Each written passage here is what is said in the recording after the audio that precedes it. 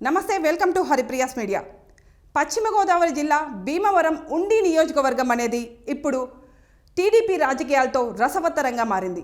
వాస్తవానికి ఇక్కడ TDP sitting అభ్యర్థి అయిన రామరాజుకి టికెట్ ఇచ్చింది. రామరాజుకి టికెట్ ఇవ్వడంతో శివరామరాజు అసంతృప్తిగా ఉన్నారు. అభ్యర్థి అయిన రామరాజే శివరామరాజు ఇంటికి స్వయంగా వెళ్ళి తనకు మద్దతు ఇవ్వాలని శివరామరాజుని కోరినప్పటికీ శివరామరాజు కనీసం రామరాజుకి కరచాలనం కూడా ఇవ్వకుండా అక్కడి నుంచి వెళ్ళిపోయారు. ఆ సమయంలోనే శివరామరాజు తాను ఇండిపెండెంట్ అభ్యర్థిగా పోటీ చేస్తున్నట్టు ఇండైరెక్ట్గా చెప్పారు.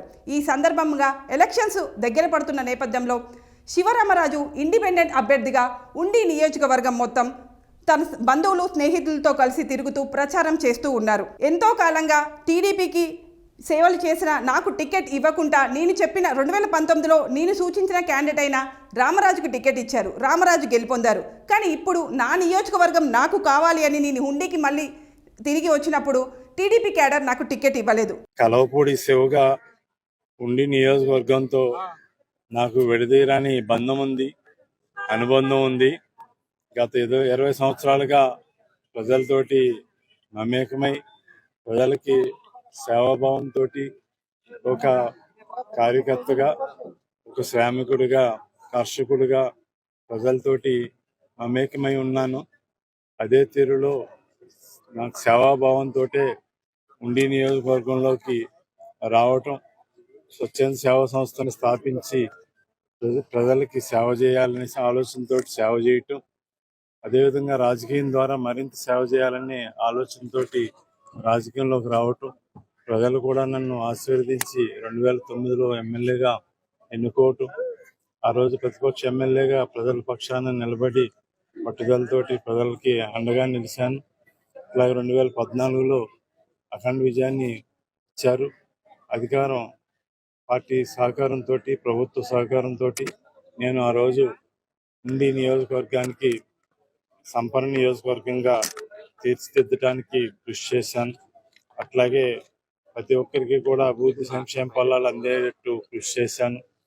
నిరంతరం కూడా ఉండికి సేవకుడిగా ఉన్నాను.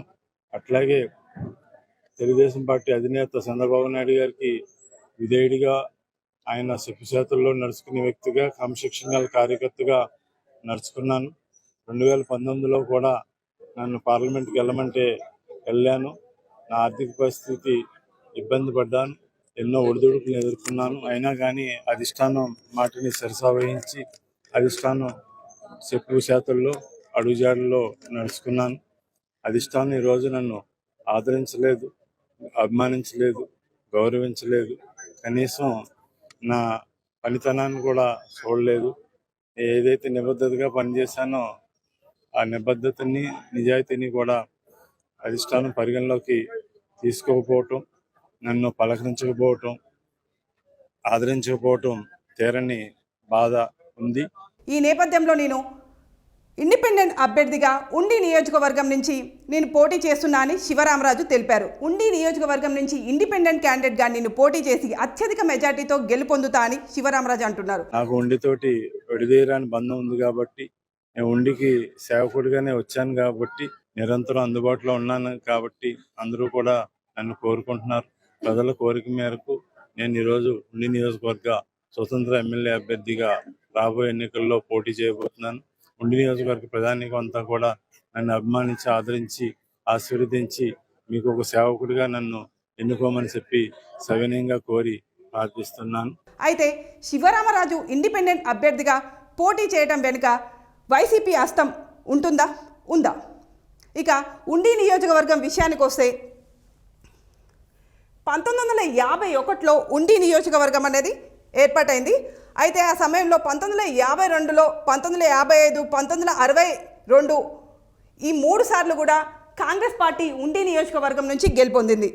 తర్వాత 1967లో ఇండిపెండెంట్ అభ్యర్థి గెలుపొందారు. 1970లో బైపోల్ జరిగింది. ఆ బైపోల్లో కూడా మళ్ళీ ఇండిపెండెంట్ అభ్యర్థి గెలుపొందారు. 1972లో ఇండిపెండెంట్ అభ్యర్థి పైన మళ్ళీ కాంగ్రెస్ అభ్యర్థి గెలుపొందారు.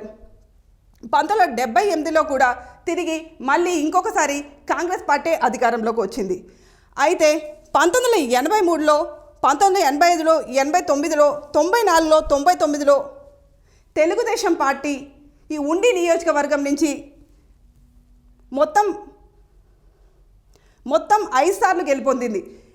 ఆ సమయంలో కాంగ్రెస్ పార్టీ పూర్తిగా భూస్థాపితం చేసింది తెలుగుదేశం పార్టీ. తిరిగి కాంగ్రెస్ పార్టీ 2004 సమయంలో మళ్ళీ అప్పుడు 1983లో భూస్థాపితమైన కాంగ్రెస్ పార్టీ 2004 సమయంలో మళ్ళీ పత్తిపాటి సరాజ్ చేతిలో మళ్ళీ చిగురించి మళ్ళీ అక్కడ అధికారంలోకి వచ్చింది. 2009 సమయంలో 2014 సమయంలో మళ్ళీ తిరిగి తెలుగుదేశం పార్టీ శివరామరాజు చేతిలో గెలుపొందింది. ఇక 2019 ఎన్నికల విషయానికి వస్తే ఇప్పుడు టీడీపీ పార్టీ టికెట్ ఇచ్చిన అభ్యర్థి అయిన మంతెన రామరాజు గెలుపొందారు. 2009-2014 సమయంలో టీడీపీ పార్టీని గెలుపొందించిన శివరామరాజు మంతెన రామరాజు పైన టికెట్ కోరుతూ ఉన్నారు ఈ సమయంలో. కానీ 2019లో గెలుపొందిన అభ్యర్థి అయిన మంతెన రామరాజుకే టికెట్ ఇవ్వాలని టీడీపీ క్యాడర్ భావించి అతనికే టికెట్ ఇచ్చింది. తనకి టికెట్ ఇవ్వలేదనే నేపథ్యంలో శివరామరాజు ఇండిపెండెంట్ అభ్యర్థిగా పోటీ చేస్తూ ఉన్నారు. 2019 ఉండి నియోజకవర్గం గురించి చూసుకుంటే టీడీపీ మంతెన రామరాజుకు టికెట్ ఇచ్చింది. అతను ఉండి నియోజకవర్గం నుంచి 82,730 ఓట్లతో గెలుపొందారు. వైఎస్ఆర్సీపీ నరసింహరాజుకు టికెట్ ఇచ్చింది. అతను సెకండ్ స్థానంలో 71,781 ఓట్లతో ఉన్నారు. ఇక్కడ సిపిఐ పార్టీకి కూడా బలం ఉన్నట్లు స్పష్టంగా తెలుస్తుంది. మూడో స్థానంలో సిపిఐ పార్టీ 24,737 ఓట్లతో నిలిచింది. అయితే 2024లో టీడీపీ పోయినసారి గెలుపొందిన అభ్యర్థి అయిన మంతెన రామరాజుకి తిరిగి మళ్ళొకసారి టికెట్ ఇచ్చింది. అయితే ఈ నేపథ్యంలో వైఎస్ఆర్సీపీ కూడా పోయినసారి టికెట్ ఇచ్చిన క్యాండిడేట్ అయిన నరసింహరాజుకే ఈసారి కూడా టికెట్ ఇచ్చింది. అయితే ఈ నేపథ్యంలో ఈ ఉండి నియోజకవర్గం నుంచి రెబల్ అభ్యర్థిగా శివరామరాజు పోటీ చేస్తూ ఉన్నారు. కాంగ్రెస్ పార్టీ కూడా ఇక్కడ అభ్యర్థిని నిలబెడితే ఈ శివరామరాజు కాంగ్రెస్ పార్టీ అభ్యర్థులు ఇద్దరు కలిసి టీడీపీకి కంచుకోటగా ఉన్న ఉండి నియోజకవర్గాన్ని బద్దలు కొట్టే అవకాశం ఉందా, లేదా ఈ రెబల్ అభ్యర్థికి వైఎస్ఆర్సీపీ మద్దతు ఇస్తే వైఎస్ఆర్సీపీ ఘన విజయంతో గెలుపొందే అవకాశం కనిపిస్తూ ఉందా?